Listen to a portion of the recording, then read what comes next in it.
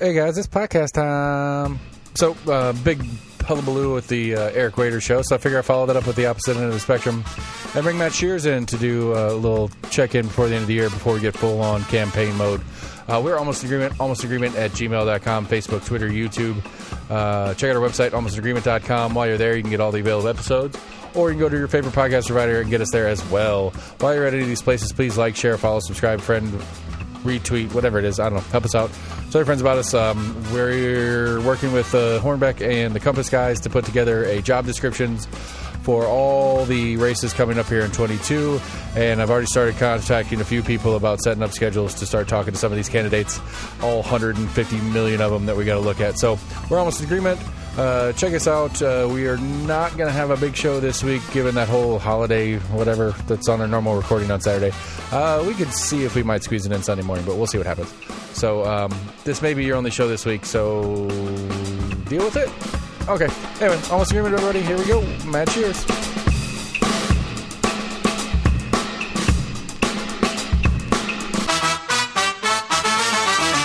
Bonuses. All right, guys. Matt's here with us, and he brought a baby. Say hi, baby. Hi, baby Henry. Hello. So we are live? Yeah, we're on. Oh, okay. Hi, everybody. This is my son, Henry James Shears. He is 8 weeks, almost 9 weeks old. So here he is. He's wearing his yellow outfit tonight with his frogs on there. And I don't know if we were broadcasting earlier or not, but he was crying, which is normal for a baby, and I'm enjoying being a dad. And I feel like it's the hardest and the most fun thing I've ever done, and that's saying something because I work in politics. Well, see, I told you. I remember we had a little chat about it when we did that election episode. We were talking about it. I was like, it's one of the weirdest things as a human being to experience because it doesn't make sense until you do it. Like it doesn't. Yeah. Like the amount of effort and work and challenge and whatever it is more than anything you've ever done before, but it doesn't feel like it in other things that you've done before because there's a value, there's an intrinsic value in here that you can't help but appreciate it while you're doing it. Well, and when I was in the hospital, I saw him come out. Like, I know he's our baby, but when they handed him to me, I was like, why are you handing me this baby? And then Lauren's parents were here for a week, and when they left, I thought, where are you going? You're the adults here. Like, there's a baby. Who's going to watch the baby? And then now, look at me. I'm a pro. Yeah, good luck with that, buddy. Well, I'm a very good diaper changer. I had never changed a diaper until Henry was born, and now I'm like a NASCAR pit crew. I can get him in and out in about 11 seconds. That's pretty impressive. I'm not going to lie. That is a good stat to throw around. And what we were talking about right before we hit record, too, is my youngest was in the room with us, and Matt had asked him if he remembers being that age, of which, of course, the answer is no, to which fatherly advice for Matt was that you don't have to worry. You can't screw up too bad right now because they're not going to remember it anyway. Yeah, there we go. All right, so there's a baby. So the baby was crying because you made him listen to Wiatr's episode or whatever, I guess is what the joke was. But I don't know. Like I messaged you on that, and you actually chimed in on the chat, and we'll start there. Hold on. He's going to be transferred over now. He's okay, we can't. So everybody say bye, Henry. Bye, Henry. All right, Henry says bye. Although Henry doesn't speak English yet, doesn't speak a lick of English. So yeah, you got sign language going yet? Do you guys do the sign language thing? No, it's a sign language thing. Like we did sign language with our kids. Some of the basic stuff. Once you start eating people food, it gets. It's one of the things we did more. So like when we were eating, and they could do the hand signals, and they got that before they could say the word more. Oh, so if they were still hungry, they would go more. So here we go. That was a good. Say hello to my wife Lauren too. Hi Lauren, we met. Hi. Hi. This is the whole Shears family. We have a cat as well, though, too. She's behind us. Oh, she's in here, too. So all right. Well, everybody's in the room. Bye, Henry. Thank you, Henry, for stopping in. Thank you, Lauren, for momming it out for us. He's got a busy day. He's been filing a lot of paperwork today. That's what I use as a euphemism for going to the bathroom. Diaper changes? Yeah, I get it. Yeah. Oh, these are the jokes, people. Here we go. All right. So anyway, that Erik Wiatr episode got a little heat from the Compass. How do you say the word? We've been having a conversation. Colloquy, I think. Colloquy, yeah. So anyway, we were having we had a good rousing argument about that episode on the colloquy, which I found a little upsetting personally. I don't care. Like, I do care if a guest is going to flat lie to me, but I don't necessarily feel responsible to in real time try to fact check everything that everybody says on this show. One, because I don't think I'm capable of doing so, and it would be a really, really terrible show if I went back and post and fact checked everything and then interrupted every 10 seconds depending on who the guest is. Obviously, different guests lie more than others. But like your joke earlier, I deal with politicians for at least for this part of my living, for lack of a better word. I'm going to get lied to. I understand that. I'm not mad at it. But at the same time, I'm not going to pretend like I'm going to be able to catch them every single time they open their mouths. So that part of that argument kind of upset me. But I don't know. I guess let's start with that. Let's set some records straight here and see if we can't stir up some more shit to continue that dialogue on the colloquial. I mean, I feel like a lot of the inaccuracies or lies that he said were already called out. I mean, at the end of the day, I just think that they way overpromised and then super underperformed. And so if you're going to go walk around town talking a big game about sweeping all 5 seats and sticking it to the Democrats, or as they call us, the communists, quotation marks.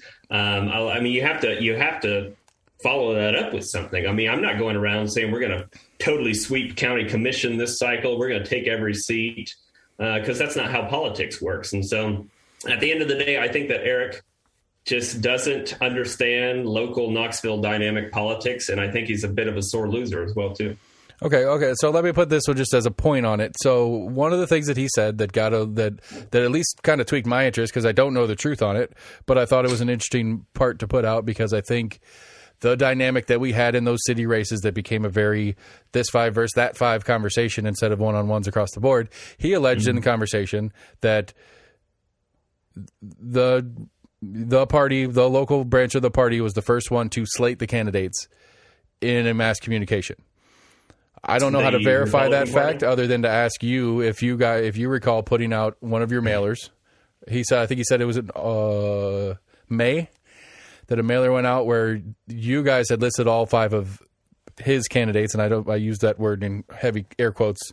The other 5 candidates where they were slated as these 5 right-leaning whatever candidates. I don't remember the verbiage specifically, but do you recall something like that going on back in May for you guys?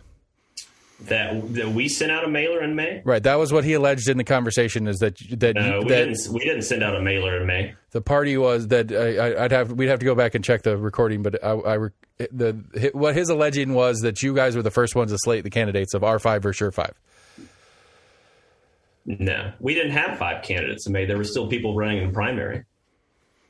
And we didn't, we didn't send out any mailers in May. 2, we didn't declare that there was a slate or anything in May. So was that the part where he was talking about Knox Today's newspaper that went out or something like that? No, he said specifically that it was a mailer from your party that was the first thing that actually said that these 5 candidates are affiliated, referring to the right side of the ticket. That went out in May. Don't quote me on remembering the May part of it. It was... But the main part of his alleging was that you guys were the ones to do it first, and that his reply was that he never slated them together as one unit anyway, or something. What do you mean they sent out tons of mail? They were handing things out at the doors as people walk in with their whole slate of quote Republican, quote conservative candidates. I'm sorry. His assertion was that they weren't the first to do it. They did it as a response. That's what I was getting at. No, we didn't do that. Okay. I don't know how to verify these things. And again, that's why I don't pretend like I'm going to fact check anybody on my show, because I don't have the means to find out the truth to this particular question at play right now, other than to take your word for it and to take his word for it. And I go, I don't know.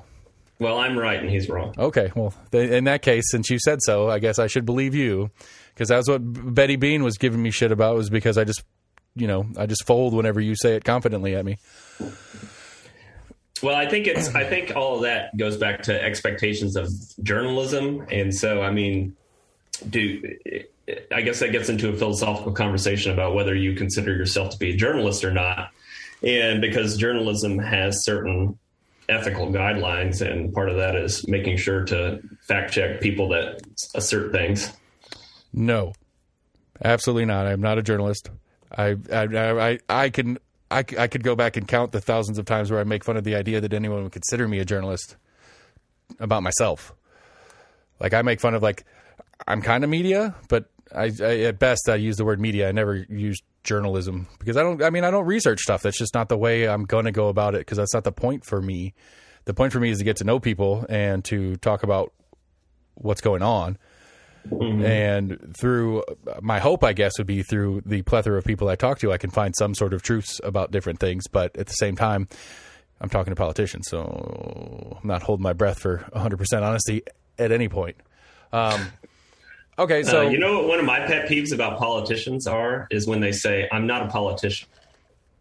Right. Anyone running for public office is a politician. So like a commercial where someone's running for office and they're like, "I'm not a politician. I'm just a blah, blah, blah, blah, blah." No, if you're running for office, you're a politician. I agree, but I think there's a little bit of a misnomer at play there, because I think there is a significant difference between a long-term professional politician and some PTO lady that decided she wants to run for school board. Those are two different people, and I think career. I mean, the other phrase that people throw around is quote career politician, right? And I think there is a difference there in it's what is the next office I'm seeking, as opposed to I'm doing the thing because I think it's the best thing I could do for my community or whatever. But alas, I don't know. That's enough of that old episode. I don't care anymore. So we're running into 22, and this is going to be a crazy year. Oh yeah.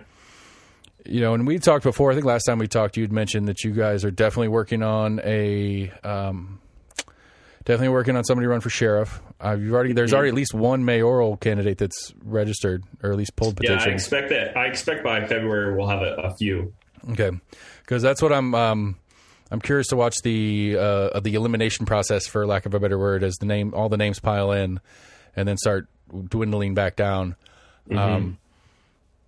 You know, so yeah, I mean, just this week I was talking to people that are thinking about and/or planning to run for judicial seats, for DA, for clerk, for mayor, for register of deeds, for sheriff. I mean, that doesn't mean that all of the people that I talk to are going to run, but I'm looking forward to having a good slate, as some people say, of candidates for 2022. So they have until February 17th to pick up a petition. And right. we're having I have from mid-February to early May to get all 100-something people in for interviews. Yeah, that'll be something. Well, yeah, I guess you should go ahead and start now. Who you got booked for your Christmas special? I do. You right now. We're doing it. Hey, Merry Christmas, everybody. I was trying to get the whole team together for a Christmas show, but it's just one of the guys out of town. You know, and then all the family obligations and stuff that are going on. It's just like, I'm not going to make a big deal out of making it. But anyway, so they have till February 17th to pull petitions. I expect that there'll be a number of Democrats who pull after Christmas. We're going to have a big training event for people that are interested in running for office here in a couple of weeks. And I think that a lot of folks who are kind of on the fence on whether they want to run or not will probably make a decision after they have that training workshop. And then also some folks just kind of talking to some local officials, some donors, some campaign staffers and things like that. So I'm looking forward to it. I'm looking forward to the August election, but I'm looking forward to the Democratic primary too, because I think it's good for the party to have a primary. It brings more people in. It brings new voters, new donors, new volunteers, and sometimes people say that they don't like primaries. And I mean, that's understandable. Like I don't like primaries if we have an incumbent, because I don't think that's necessarily appropriate. But for other races, but you're in Knox County. A strong incumbent, a good incumbent. A strong incumbent in your party is what you mean. Yeah. And for other races, sometimes people are like, well, I don't like primaries, and I can understand that. But I think it invigorates the party. I think it energizes the base. It gets more, and it gets campaigns started a little bit earlier, so they get a little bit more experience as well, too. I find that people that run in primaries are better candidates for the general election. I follow what you're saying there for sure. But I mean, like going back a second, like the county commission, none of the seats on county commission are incumbents for you. 3, 7, 10, and 11 are all Republicans anyway, so it's not like that's an incumbent you wouldn't want to go against. I'm talking about from the party perspective, like right. Democratic. No, that's what I'm just clarifying. I'm making sure I'm hearing you correctly in the idea of it's not, you know, like if Courtney was running, if Courtney was incumbent and running to do whatever, you'd be like, no, we don't want to. We don't want to primary against her incumbency. But if Kyle Ward, on the other hand, is the incumbent, you're going to put a candidate against him, if not primary, that potential candidates against him. Yes, correct. For 4, right. Okay, so how many, so I'm looking at the list in front of me here. How many of these 27 to 29, depending on which district you're in, do you have an incumbent in? The school board District 1. I don't have the list in front of me right now. That's gross. That's not fair. They're not partisan yet in school board. They didn't run partisan, so they're not part of a party. I guess you're right. But one's Satterfield, and she's quitting anyway. Yeah, she is. And there's already two people that have decided to run for that position. One definitely is a Democrat. The other, I'm not sure. They haven't talked to me yet. But if anyone's listening and interested in running as email me at almostinagreement@gmail.com, and I'll give you everything you need to know. Please reach out to me as well if you're planning on running as a Democrat. And if you plan on running as a Republican, reach out to the Republican Party. It's always good to make sure you touch base with the local party before you decide to run. Do the Eddie Manis method and just do it. Just say you're in the party and let them figure it out on the other side. Well, he talked to people in the party. He talked to elected officials. Yeah, I know. That's weird. I don't know if he talked to Randy, but that's just a different situation. Right. Well, but that's that whole vouch subsystem in their bylaws, which I don't know how your bylaws look on that kind of thing either. But are your bylaws similar to that? As far as it's voting record for bona fide's sake? Yeah, there's an apparatus where you can contest someone's party bona fides. We have a pretty big tent party, though. We may have some former Republicans who run as Democrats this cycle too, actually.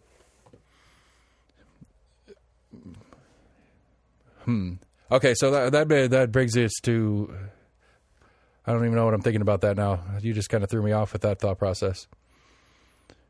So we've had some Republican donors who started donating to us as well. They used to give big time money to the local Republican Party, and now they're writing us big checks. So is that a result of Herrera or current activities that the Republicans in office are doing? I think it's a mixture of a lot of different things. Mostly the Republican Party now is not the Republican Party of 15 years ago. And there's a lot of people who may have been Republicans in the past who now don't want anything to do with the Republican Party. And so we welcome them with open arms. And like I said, we've got a number of former Republicans like Cliff Rogers. He was a Republican election administrator before Chris Davis. He's a Democrat now.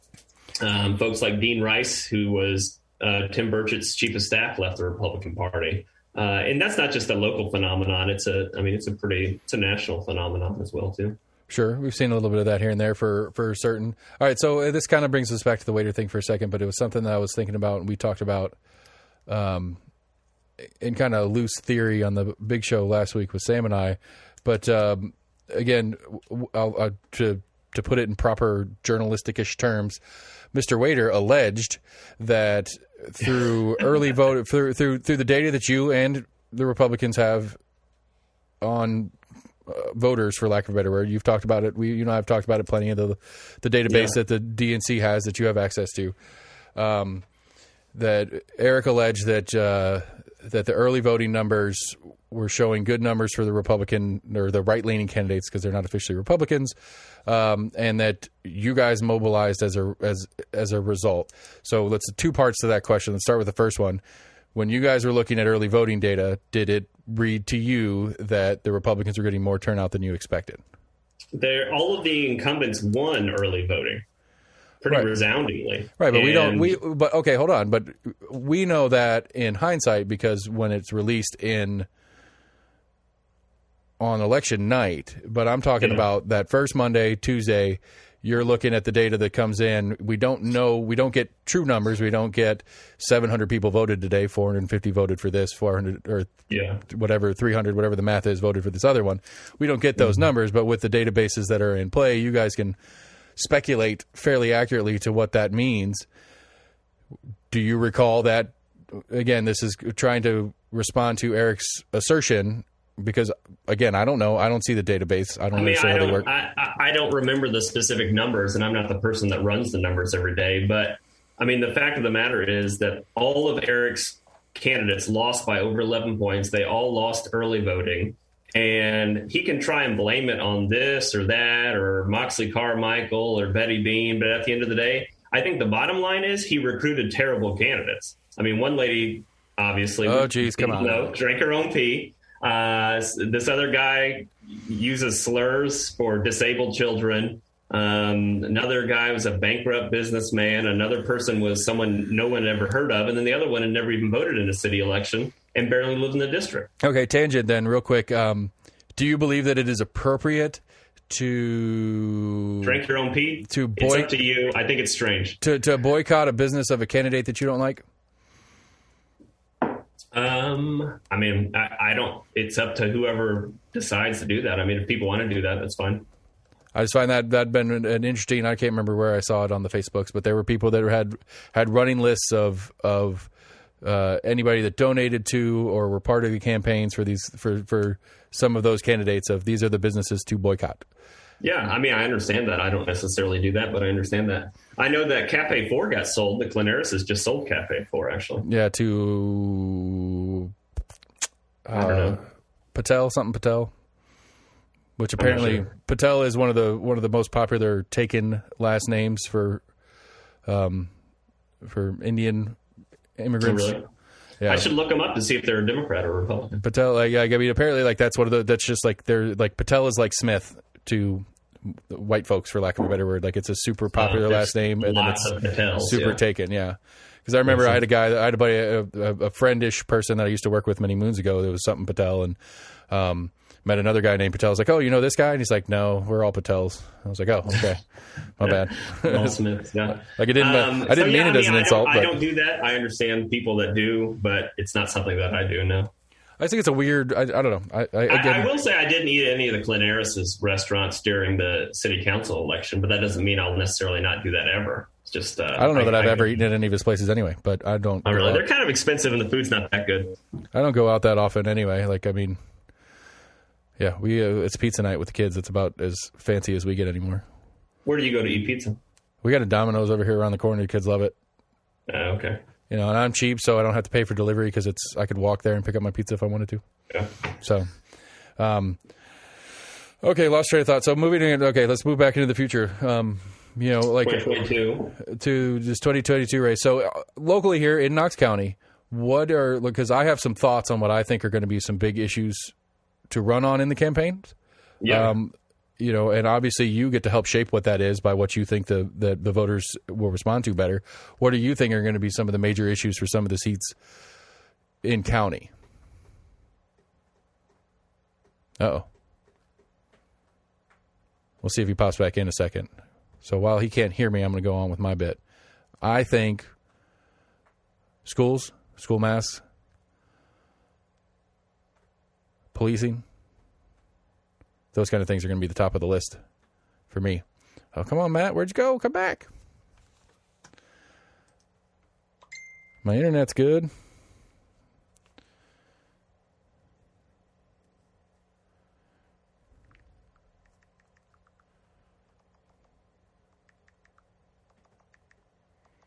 Yeah, so anyway, weird pause. He just texted me and said he lost me. There you go. He's gone now.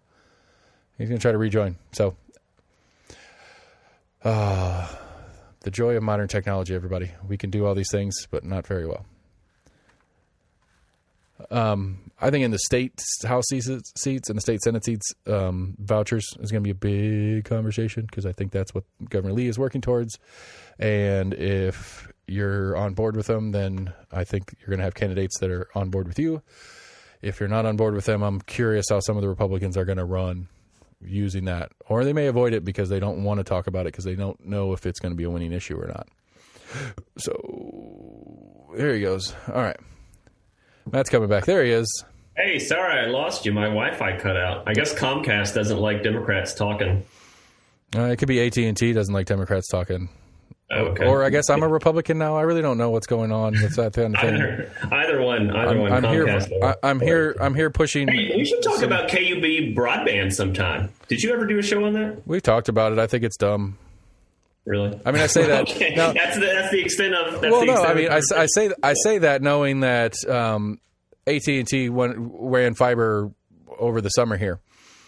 And I can't help but assume, and again, this is not factually based because I didn't ask anybody that actually would know the correct answer, but I can't help but assume that AT&T lit a fire under their fiber network expansion to try to get me locked in with AT&T fiber before KUB's fiber gets to be available out here. Yeah, probably makes sense. I just think it's weird. Like the number one thing to me, it's like I understand the idea of broadband being utilitized, but a utility company who does power and water and wastewater getting into data versus data companies getting subsidized. If we're going to subsidize one to do it, it would make more sense to me to subsidize a company that does data instead of subsidize a company that doesn't. Yeah, but I think part of this is it also creates more competition. I mean, it's not like KUB's taking over. You don't have to get KUB. It's just one more option. We'll see how it pans out. I'm curious. I'm excited to see how well that competition really plays out for the parties involved. But anyway, you were talking about issues in 2022. What issues are we going to run on as Democrats? I mean, yeah, like what do you think are going to be the popular issues, or what do you think the issues are that you guys are going to highlight and make issues? Because like I dawned upon a thing when I was looking back at the city races. The stadium wasn't an issue talked about. I don't recall much on the campaigning that anybody was talking about the stadium. Now, It could have been from a strategic standpoint, is that it wasn't a big enough negative issue that making a stink about it and trying to campaign against it was going to win you anything. So that might have been why it was avoided, because it, if you're, I don't know, if it doesn't feel like that's something that's going to get you the response, then avoid it, which, is a strategic move. But I feel like my media-ness failed to, at least when I talk to people, make it a bigger issue, because that wasn't. Well, do you think the average voter supported or opposed the stadium? I just like the whole premise of the show, I don't think the average voter has a fucking clue about how it works. I would say the average voter, yes, they want a stadium downtown Knoxville. But if that's the question versus an actual, are you cool with X, Y, and Z funding being moved around, new tax going here, this thing doing what that thing is, like all the complexities of how to fund it and still want a stadium? That's a different question. I think absolutely if you just did a walking down the street poll, 9 out of 10 people would be like, sure, whatever. Worse, I think at worst you'd get 15% that were like, I don't care. Yeah. And you'd get, I think you get 5, maybe 10% that absolutely hate it because they hate rich white dudes, and which with good reason in this case at least, but that just hate the idea of it and don't want that kind of thing in town. You'd probably have 15, 20% that don't care, period, and then the rest that either want it or don't care in a more like, yeah, let them do whatever they want, not in a I don't care because it doesn't make sense to me kind of thing. And so I don't know. I mean, but again, I think it should have been made into a central issue to some campaigns. Well, I think it was valuable. I think it's interesting that Erik was very anti-stadium and his candidates weren't. Well, that's the question, though. Was it decided upon in strategics that it wasn't an issue that was going to, it's like my stance on why nobody runs on like legalized pot around here, because it's not anything that's going to get you elected. People might be on board with it, but it's not going to be the issue that people vote on you for. People are going to vote on you on. Well, I mean, that's how politics works. And sometimes in politics, if you're explaining, you're losing. If you have to sit there and give a whole paragraph of explanation, people aren't going to listen. Right. That's what I think. I think that was a decision made on the baseball stadium. Is like, it's not an issue that's contentious enough that's going to bring us votes. There may be some people on board, but it's not going to switch somebody that's that was for SEMA's not a good example. There was a writer voter to overdo Clanaris because Clanaris was anti-stadium. Even though I think Clanaris was okay with the stadium, I'm not trying to conflate. Yeah, I think he was pro-stadium. Yeah, but I'm just saying, I said, Erik was anti-stadium. He led that whole taxpayers against. Yeah, that was the first time. That was the first time he was on the show. It had him and Charles Albawi. But then he ran candidates who were pro-stadium.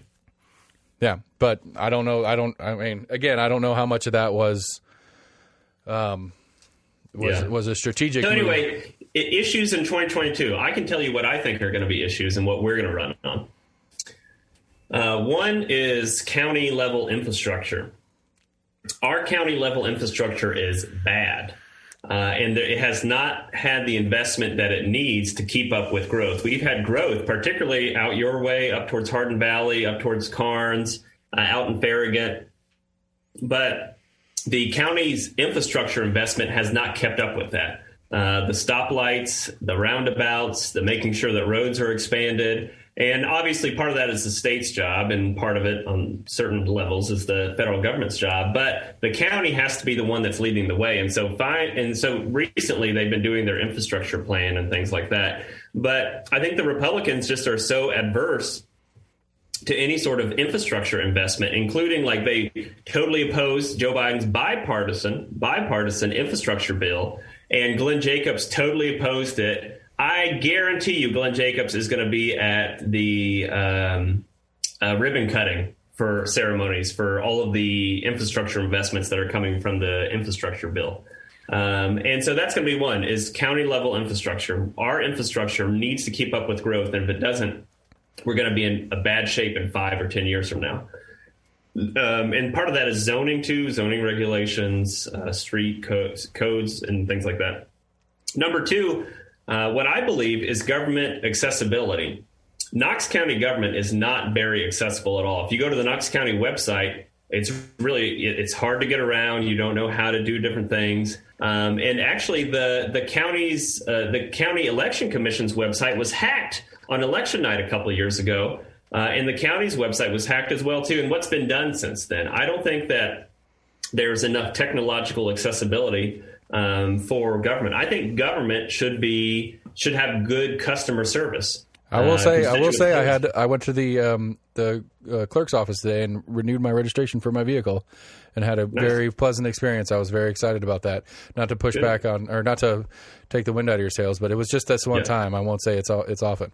And I was actually really humored. It was really great. What's that animal movie with the sloth that runs the sloth that works at the DMV? So behind the girl's desk that I was at the DMV, I had the one of those pop things with the sloth, and then what's his name from Parks and Rec? Ron Swanson. I was very Ron Swanson. I was very humored by that being on that there. But okay, all right. So and like the whole thing with the trustee's office recently too, and that software debacle, that shouldn't have happened. And there's too many no bid contracts that go out. There shouldn't be any no bid contracts, and nobody's friend should be getting contracts. And in fact, the Democratic Party is going to be running on an agenda of cutting waste in county government, because Glenn Jacobs, who says he's a small government libertarian, has the largest staff of any county mayor in the history of Knox County. He's hired more people than for his staff size than any other county mayor in the history of Knox County. And he's got people he's got 3 people doing jobs that used to be 1 person doing that job. He's hired somebody that's their entire job is just to like network and lobby with county commissioners. That used to just be the county mayor's job. And so we're going to run on an agenda of cutting out the pork spending and the excessive taxpayer spending for the county government. All right. So that's county, the infrastructure, wasted spending is. And accessibility. Yep. And accessibility. All right. And that's in county. What's your, like, so, okay. So I guess more of a structural question is, as far as all, like, not going into the maps part of the conversation yet, at least, but as far as all these Tennessee state Senate and state House seats. Yeah. And do you guys have executive committee as well? Elections on this? We do, yeah. Mm-hmm, we do. Well, these are the things that I'm learning, is that those, so on the August county general, state primary. There will be state executive committee. Right, seats, and so depending on which primary you pick up, you'll get to vote on a couple or 3 state executive committee members. I think there's just 2 that are up this time, yeah. My list has 5, 6, and 1/2 of 7, maybe. Oh, I forgot. Yeah, Senate 5. Senate 5, I forget that it's part of it is in Knox County. Yeah, 5, 6, and 7. Yeah, that's it. Yeah. Yeah. It's mostly Anderson County. It's usually someone from Anderson County who's that state executive committee person. Right, because it's man and woman for each one. Okay, yeah, that's right. I get it. Okay. But anyway, sorry, that was a something. So again, on the structural question, like, how much are you part of a Gloria Johnson, Sam McKenzie, whoever's running for state Senate 5 or 7? Mm-hmm. How much does the county party get involved in that race? Yeah, well, I talk to Sam and Gloria weekly, sometimes almost daily, about different things. And same with Daisha and Courtney. I talk to them quite a bit as well, too. And we plan to run a coordinated campaign. So from county mayor all the way down to now school board, everyone will run their own campaign and have their own campaign manager, but we have regular check-ins. We talk about strategy. We make sure that all of our bases are covered. If someone's canvassing this area or calling this area, then the other candidates will canvass this area or call this area. We'll have joint literature. So when we go and knock on a door, rather than 16 people knocking on somebody's door, one person can knock on the door, hand them one flyer that has everybody on it. Things like that. Yeah. And then obviously we'll focus in on races that we think are more competitive, but we'll also be fielding candidates, qualified candidates, and contesting every race like it's a winnable race. So what are your, I don't know, it's like, okay, so Commission 3, 7, 10, 11, which one do you think you got the best shot at stealing? We're going to run candidates. We're going to try and recruit and run candidates in all of them. Which one do you think is the one that is the most winnable? I think that it's possible that we could win all of them, but I'm not going to sit here and promise a, quote, clean sweep of county commissions. I'm not asking for that, but you just said, we're going to focus more on ones that we think are winnable. I'm not going to tell you everything, Seth. I'm not asking for everything. I'm just asking for which one. Well, we don't know who the people are yet, so that's fair. Yeah, because I'm still trying, I'm got any seat. I mean, unless you don't have a candidate, you never have a 0% shot of winning, or a 0% shot of winning. Yeah. Yeah. I mean, I think look at Doug Jones in Alabama. He ran for Senate. Nobody thought he would ever win. And turned out the guy he's run against was basically a child predator. So he won. There's always wild cards that can happen. Do you guys do the Farragut races? The alderman mayor race in Farragut? No, they're nonpartisan. Okay. I don't know. Maybe Daniel's going to get involved, but we're not going to. I don't know. I mean, I don't know anything. As much as there is to keep up with, I haven't even pretended to try to think about the township of Farragut debacles as that goes. People forget that there's another municipality in Knox County. Farragut. Yeah. So anyway, going back to the original question I had there. Maybe you should have the mayor of Farragut on sometime. I hear he's a nice guy. I think he's a Republican. Are you sure? You said you said a nice guy and a Republican in the same sentence. I'm not sure if that's. I know. I think some Republicans are nice. So, but I like Harry Brooks. What are the? But as far as the state races go, again, I understand what you're saying is like you kind of coordinate with each other and stuff like that. But as far as specific messaging and stuff like that, does that come out of the state executive party stuff, or is that stuff that you guys do? They local? pass down talking points. Usually if there's some big, I get regular emails from TNDP. They pass down talking points about issues that are coming up, or they do trainings and stuff. I'll say too that I've spoken with both of the Democrats who are running for governor and their campaign managers a little bit about Knox County. And we'll also coordinate with them as much as possible as well, too. It's always better if you coordinate campaigns, which means you have to be united as a party. If people don't get along in a party and can't run a coordinated campaign, you're basically going to be think of all the people that are running, and think if everybody was just going around knocking the same doors. Like someone's door could potentially, imagine. You feel bad for whoever is the swingiest voter in the swingiest district in the swingiest precinct, because their door is going to get knocked how many dang times? They're going to stop answering it. Well, yeah, sure. It's like, it was like that District 18 race in 2020 and how much I got out of the Manus couch race. Yeah, the mail, the whole table full of mail. Yeah, that whole thing. And I don't think I count as the swingy. I don't know. You looked me up before. You know where I sit on the database on whether the Democrats are care to spend money on me. I can't remember what your score is. I'm going to look it up again. Keep talking. But so again, the question is, so like if again, I understand that there's complications in the map going on right now, but in a Gloria Johnson race, how much are you involved in that as far as any of the talking points, or is it just coordination helping the total message, not the individual message for a Gloria Johnson type. We usually don't work very much on like talking points and messaging. We're more like field, like getting out there, knocking the doors, talking to the people, coordination like that. Most of the candidates and campaigns take care of their own talking points and platforms and things like that. We just work on the field operations. Okay. So again, I'm going to go way back while you're looking me up, unless you've got, let's see, you score as 24. You've got a 24.72% chance of being a Democrat. I need to get a hold of Daniel and see what they say I am too. I mean, realistically enough, just because you're not a Democrat doesn't mean that we would necessarily score you as a Republican. It just means likelihood of voting for a Democrat. You've got about a 25% chance of voting for a Democrat. Right, but I like to vote for winners, so I pull a lot of Republican primaries. You've got a 98.59% chance of being married, and you're married, so. Okay. I figure your database knows that for a fact, not a 98.5% chance. No, I guess it's 98. No, it's 98.5. That's public record. Yeah, but I guess they leave the 2% in there and things happen. I don't know. That's a random. What a random item. So what are you like a 9? You're a 98.1% chance to vote for a Democrat then, because they leave a couple percent in there just in case. I don't know. I haven't looked myself up for a while. For a while, I was scored as I was scored pretty low, but it was just because of because you were the longer your voting record, right? Because you're 20 and the more you're 20 and you had one election under your belt, so they didn't score you that high. Yeah, I get it. But anyway, I'm going back again because I feel like I got a 93.98% chance of voting Democratic. So I got to get that up. I mean, it's an A. That's an A minus.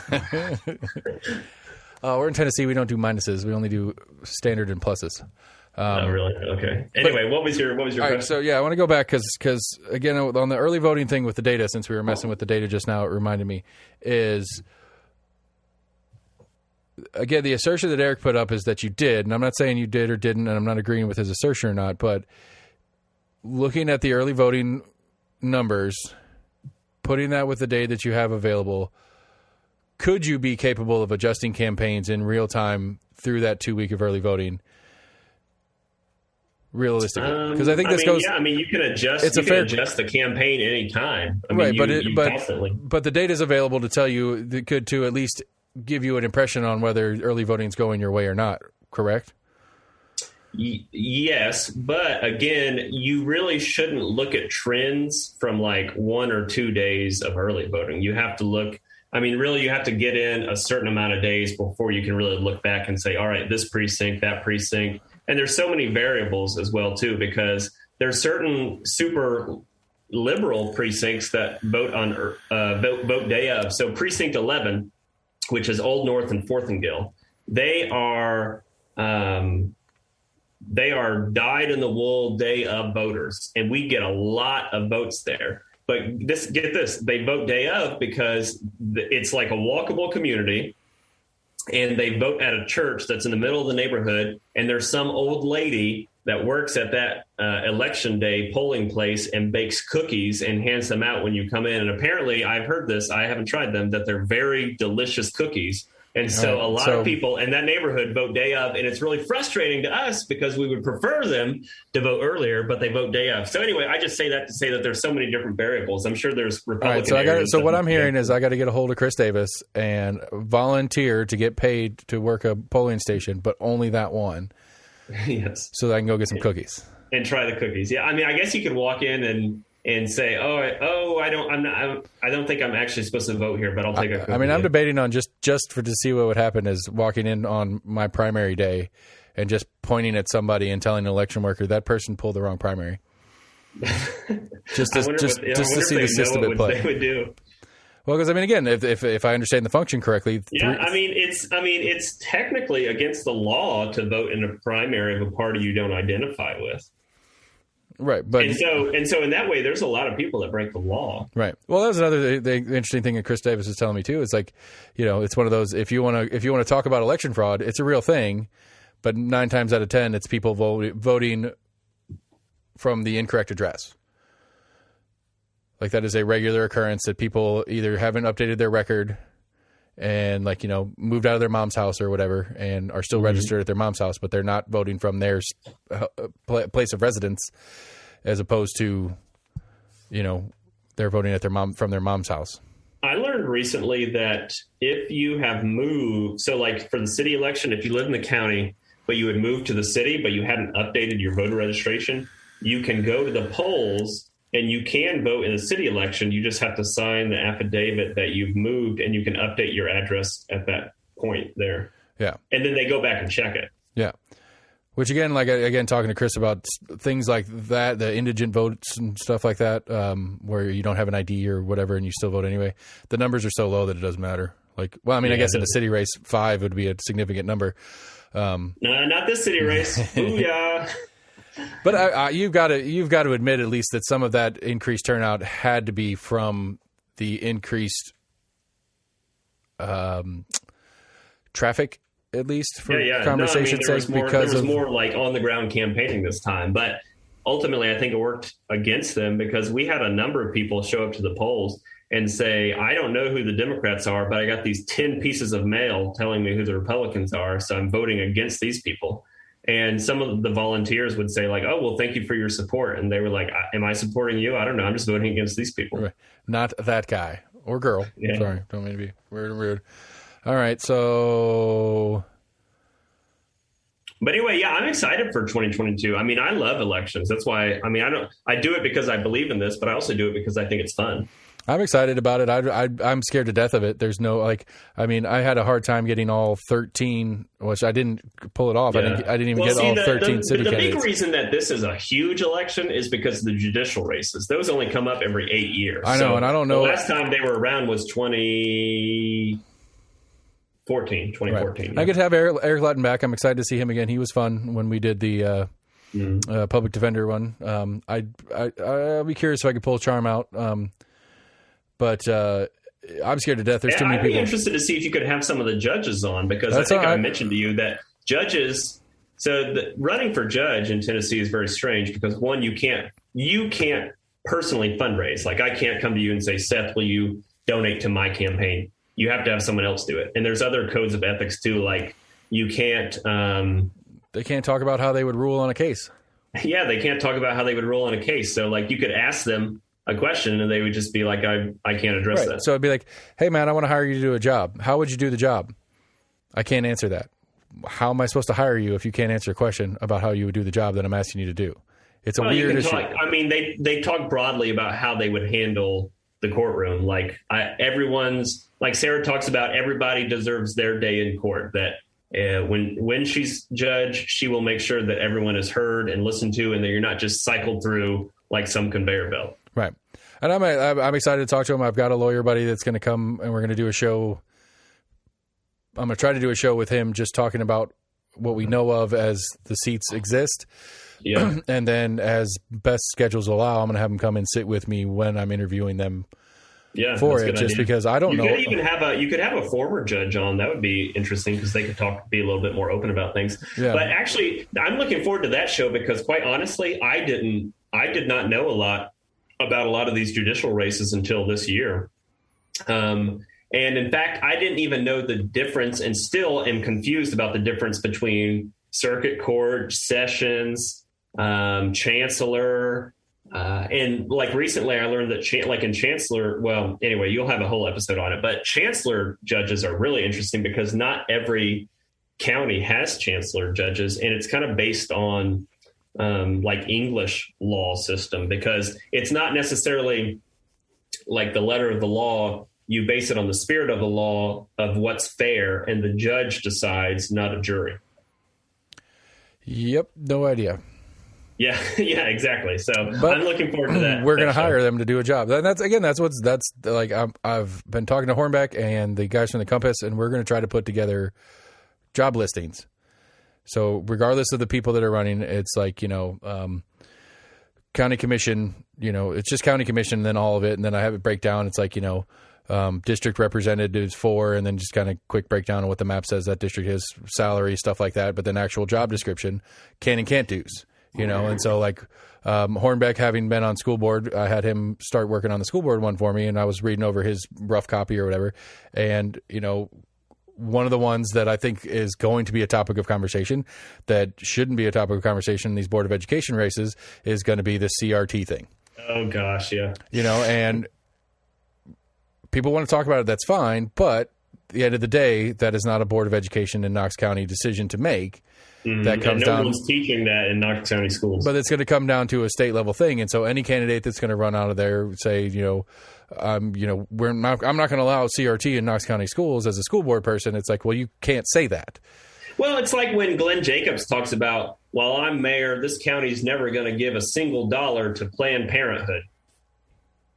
When has the county ever given any money to Planned Parenthood? Like, did Tim Burchett give thousands of dollars to Planned Parenthood? No, it's just totally made up. That's like, at least it's a factual statement. Under my watch, when I'm city mayor, not a dime of our budget's going to the NRA. I can tell you that right now. And right.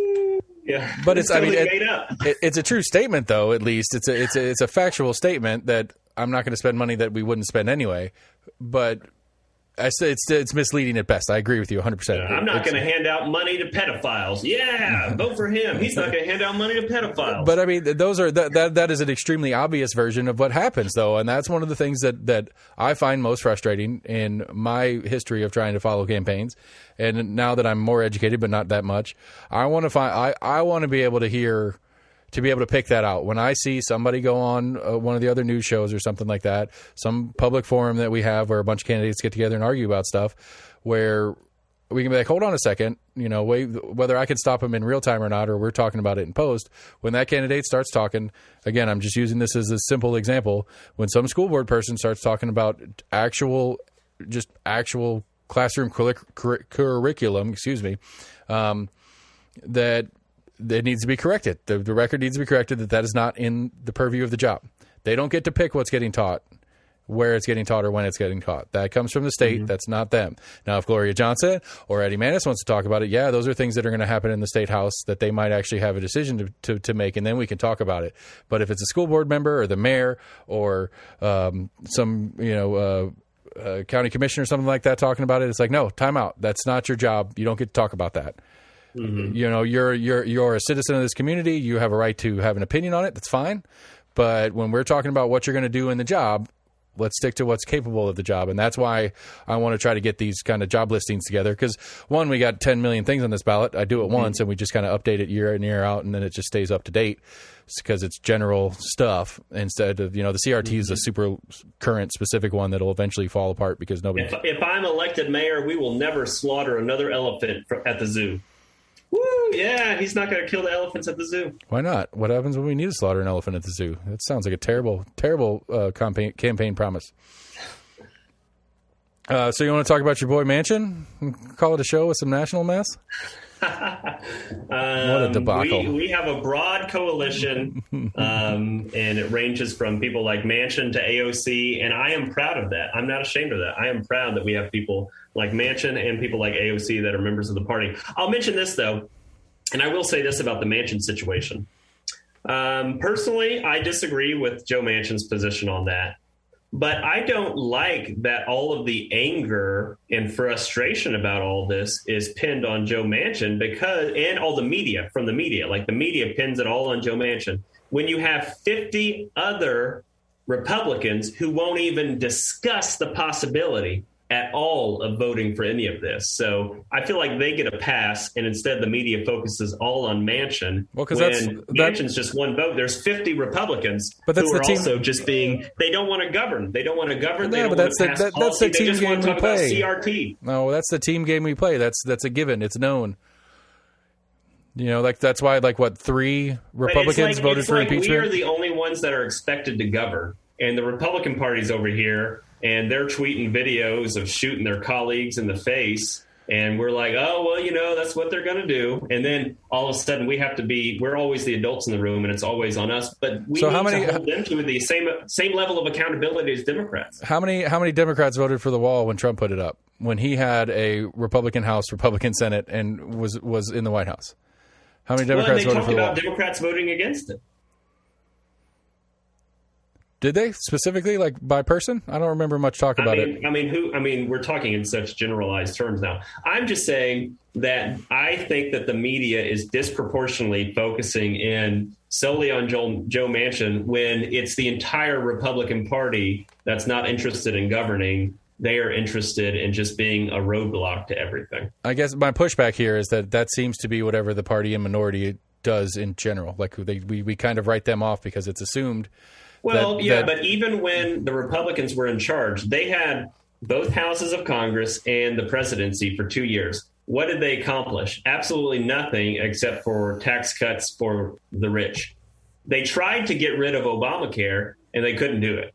They talked about doing all these other things, and they couldn't do it because they're like they are just interested in power. They don't want to govern. They don't want to talk about policies. They just want to just loudmouth about CRT and immigrants and Muslims and the gays and the wall and things like that. But when they're in power, what do? Just cut taxes for the rich. When we're in power, we pass the American Rescue Plan. We passed the bipartisan infrastructure bill. And so we have a very good legislative record. And I don't think that Build Back Better is finished either. I think Build Back Better is, as it sits, is dead in the water. It's going to be a brand new something. And it's going to have to be whatever Manchin can get on board with. But I think at the end of the day, there will still be a version of Build Back Better that passes. Because I'll give you this. And again, we have a coalition where we can have serious policy discussions. They have a coalition where they argue amongst each other about Marjorie Taylor Greene and Jewish space lasers and all of that. I do want to get one of those patches. That's hilarious. Those patches. Yeah. And disagree or agree with AOC as much as you want. She does talk about real policies. What are Marjorie Taylor Greene's policy positions? What does she want to do? Piss all over Biden's administration.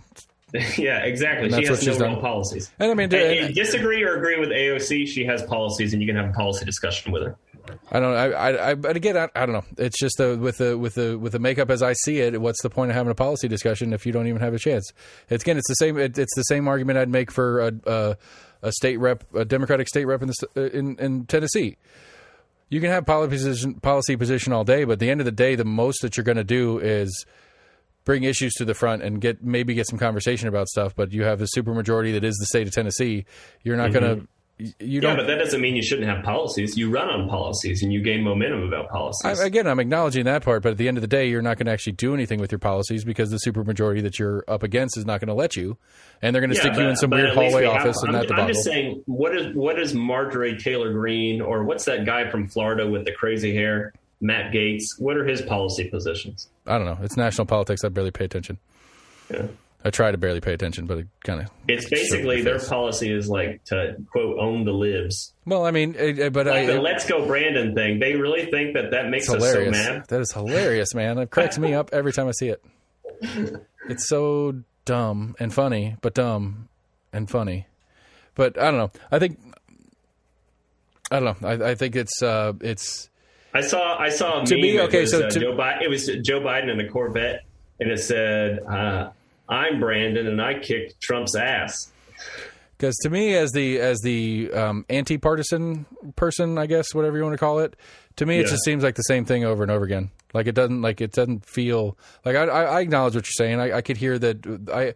I could think back to hear more policy things on side A and say, but your Marjorie Taylor Greene example's pretty perfect, I guess. But I don't know. It just seems like the same. It's the same game of play. Everybody could all the Republicans that I knew that were at least on the Trump train, for lack of a better word, were pissed off that they weren't getting things done. They didn't get the wall built. They didn't get Obamacare overturned and this, that, and the other. When they had the Senate. We've accomplished stuff. We've done a lot. I mean, I know Build Back Better has not passed, but the American Rescue Plan that's passed, the bipartisan infrastructure bill. I also think that I just think that Congress has not necessarily gotten the credit for all of the, I mean, this has been a huge year in legislation.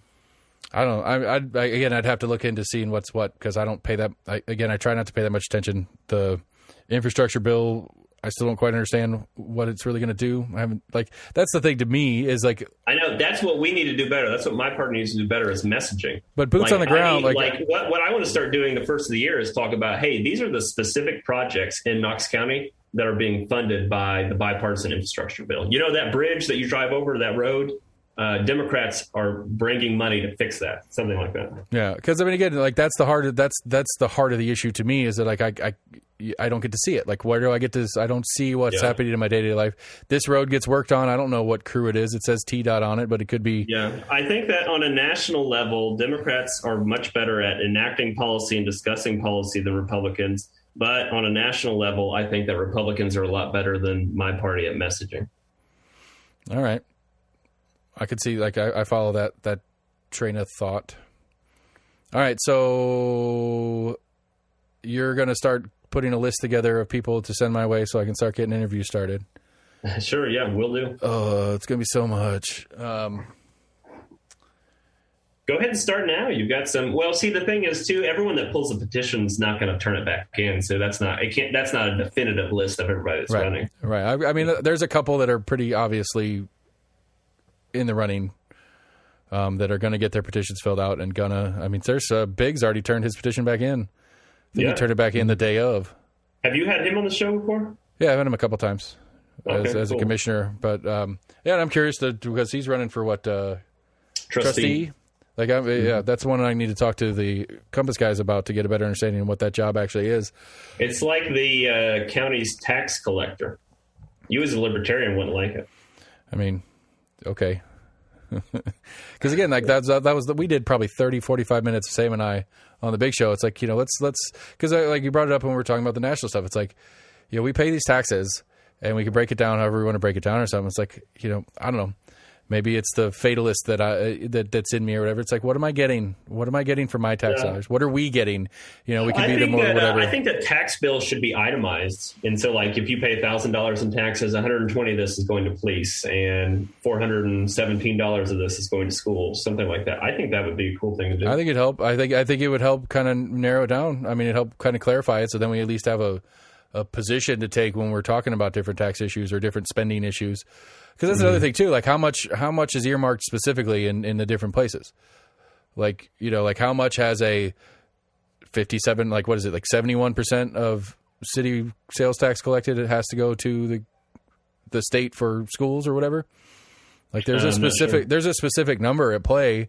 I just don't know what it is, and so again, and I always think looking back at the city budget when we were talking about that a while back, I think it's weird that you're allowed to include, I mean, I get it, but I don't get it that we're allowed to include grant money that is specifically earmarked in budget income.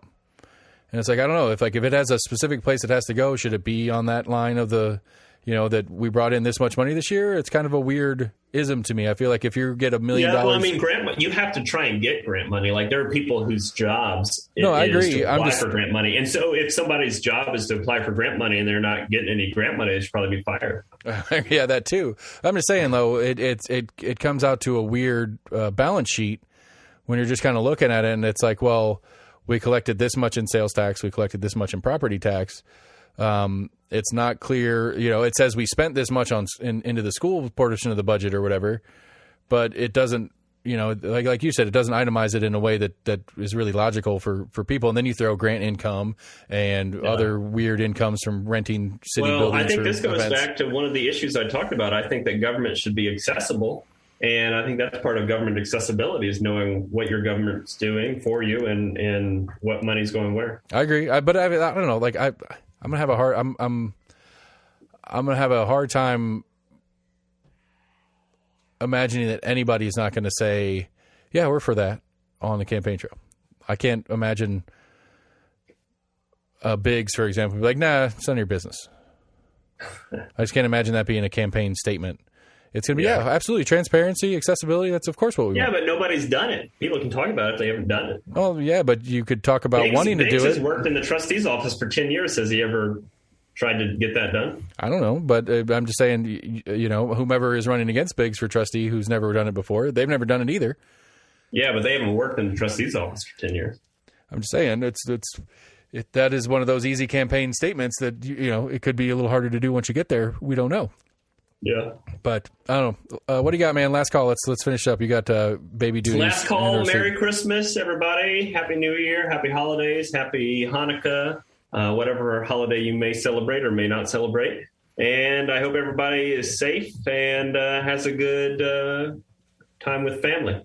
And this is my first Christmas with a son, which is fun. Although he's like tiny, and Lauren and I were talking the other day, like, what should we get him for Christmas? And we were thinking, like, well, he doesn't really need anything, and he's not going to remember anything. So just, I don't know, what you get, or something. You get something that's an excuse to get something for you for him. So it's like something that is useful as the parent for the child. And then you get a cool backpack for me to carry his stuff around. Right. Exactly. So stuff like that. And so it's really a gift for yourself, but it's an excuse to buy the thing that you wanted, but you didn't feel like you should spend the money on, that kind of thing. Like a PS5. Yeah, exactly. Those are if you can get one. Apparently, they're all in a boat somewhere on the ocean still. Not really. I don't know if that's one of the ones on the big. Anyway, we're not going to get into the supply logistical nightmare that is everything right now. So anyway, Merry Christmas, Happy Holidays, everybody. Glad to be back on the show. And looking forward to 2022. All right, Matt, appreciate you. I can't wait to get into some shit with people about talking to you, too, because apparently if you talk to both sides, you're an asshole, and I guess I'm an asshole. So, well, I don't lie like Erik does. I don't care. I do. I care. I care about being lied to or whatever, but I just that's not what I'm going to do. If you want to lie to me, go right ahead. If I catch you, I'll call you out on it. But I don't know. Happy Christmas. Enjoy the baby. I'll send you an invoice for my parentally advisings that I've been doing because, got it. Will do. Like I said, you just don't leave any marks and they're not going to remember anything you screw up right now anyway. So, makes sense. Merry Christmas to you and yours. Be safe over there in the Carolinas. And when you get back in town, touch base and we'll start working on some interviews and the crazy, crazy, exciting, fun, hard work 22 that I've apparently put myself on the plate for. So, Matt Shears, everybody. Appreciate you coming out. Have a good one, brother. Bye. Bye. Matt Shears, everybody. We did it. We talked stuff. Stirred the pot with Erik and that team, or whatever the fuck you want to call it. I don't care. Always enjoy talking to Matt. He's a fun guy to talk to. Got to meet the baby. So, as alluded to 10,000 times in an episode, we got a huge 22 coming up. If you're running for office, shoot me an email, almostatagreement@gmail.com. We'll set up an interview time because we're really excited to meet as many people as we possibly can and share the word. We are almostatagreement@gmail.com. You can find us on Facebook, on Twitter, on YouTube. You can get our website, almostatagreement.com. All the episodes are available on there. Like I said, I'm working with Hornbeck and the Compass guys to try to put job listings together. They'll be up there as soon as we can get through them all. And so I'll put links to that and everything in the bio as well. So thanks for listening, everybody. Have a safe and happy holidays. We'll be back as soon as we can get everybody together to do some more shows. But probably not going to do a standard release this weekend. So apologize for that. But Christmas is on recording day, and as much as I like the guys, I'd rather spend it with my own family. So good night, everybody. Have a safe and happy holiday, and we'll touch back with you soon.